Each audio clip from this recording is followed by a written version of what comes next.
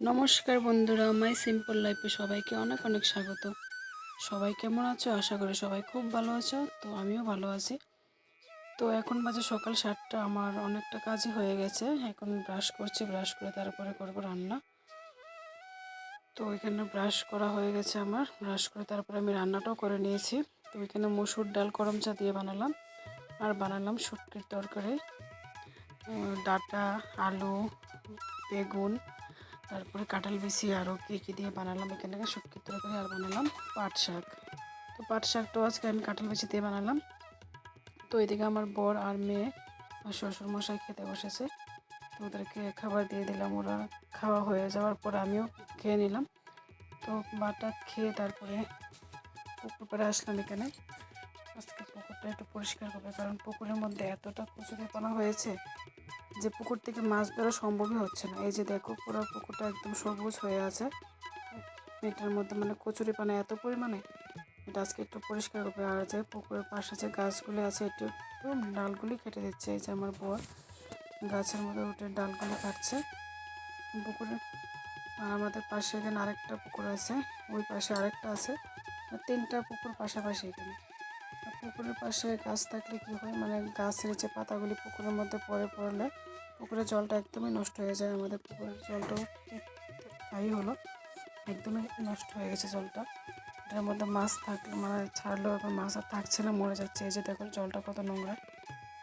তো এইভাবে কচুরিপানাটিকে বাঁশ দিয়ে এভাবে এক কানে করে তারপরে দিকে উপরে উঠাবে। দেখো কী পরিমাণে হয়েছে এটার থেকে, মানে জাল ফেলে যে মাছ ধরবে এরকম কোনো উপায়ই নেই। তো সবগুলিকে এভাবে একসাথে করবে। আর ওইদিকে বড় মানে পুকুরের পাশে বড় আম গাছ ছিল, আম গাছটাকে মানে কাটিয়েছে মেশিন দিয়ে। তো গাছটাকে এখন পুকুর থেকে উঠানো হয়নি। তো এইভাবে সবটি কচুরিপানা একসাথে করে তারপরে মানে এক সাইডে নিয়ে তারপরে এটাকে উপরে উঠাবে। এই যে দেখো কীভাবে নিচ্ছে, বাঁশ দিয়ে দিয়ে এভাবে নিচ্ছে। এই যে আমার শ্বশুরমশাই আছে, আমার বাসুরও আছে সাথে।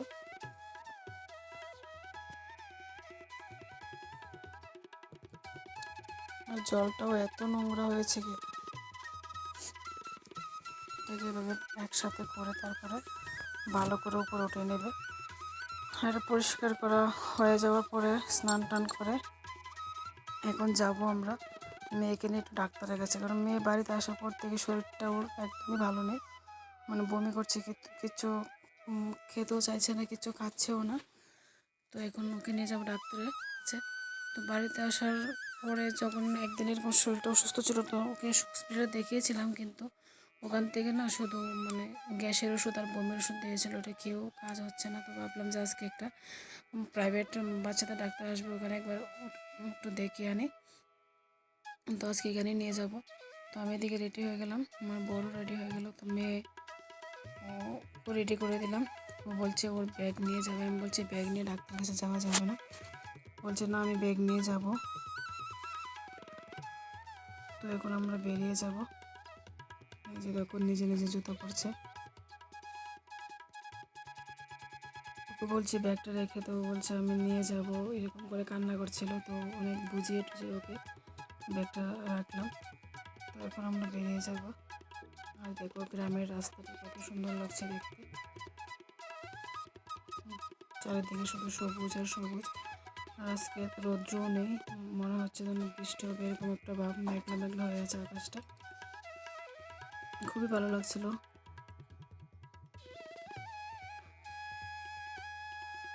তো আমাদের বাড়ি থেকে প্রায় 20-25 মিনিট লাগে যেখানে ডাক্তার আসবে এখানে যেতে।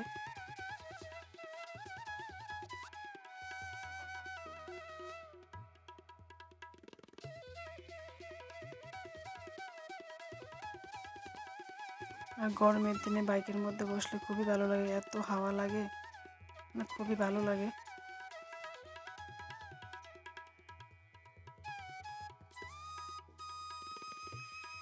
আমি এখানে ডাক্তারের কাছে গেলাম, ডাক্তার দেখিয়ে তারপরে যখন আসার সময় মেয়ে বলছে যে আমি আম খাবো।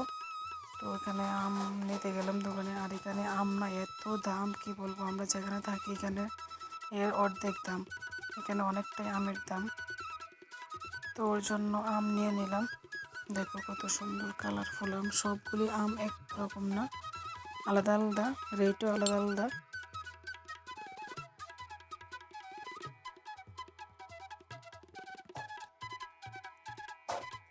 আম নেওয়া হয়ে গেল, তারপর রাস্তার পাশে একটু এখানে দাঁড়িয়ে রইলাম। বর তখন এটিএমে গেল। এই যে দেখো আমাদের শহর তেলিয়ামুড়া, এখানে একটু দাঁড়িয়েছিলাম, তো ভাবলাম একটু ভিডিও করি।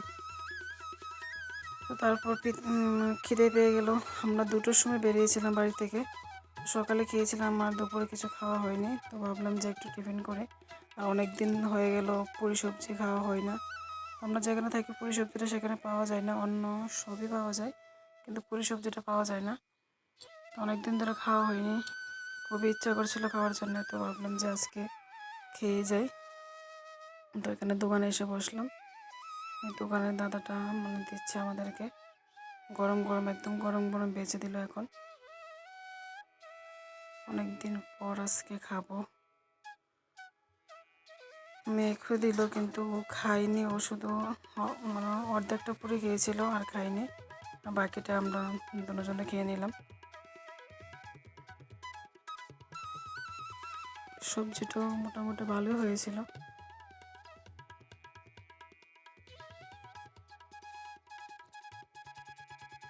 বাড়িতে থাকলে প্রায় সময় টাউনে গেলে খাওয়া হতো, কিন্তু এখন তো সেভাবে যাওয়া হয় না, খাওয়া হয় না। তো আমরা টিফিন করে বাড়িতে চলে আসলাম। আর দেখো চারিদিকে কি অন্ধকার, বৃষ্টি আসবে এখন, আকাশ পুরা মেঘলা হয়ে গেছে আর বাতাস দিচ্ছে, কারেন্টও নেই। দেখো আকাশের অবস্থা, এক্ষুনি বৃষ্টি নামবে, মনে হচ্ছে যেন সন্ধ্যা হয়ে গেছে, কিন্তু এখন শুধু 5টা বাজে। চারিদিকে অন্ধকার হয়ে গেছে আর এত বৃষ্টি।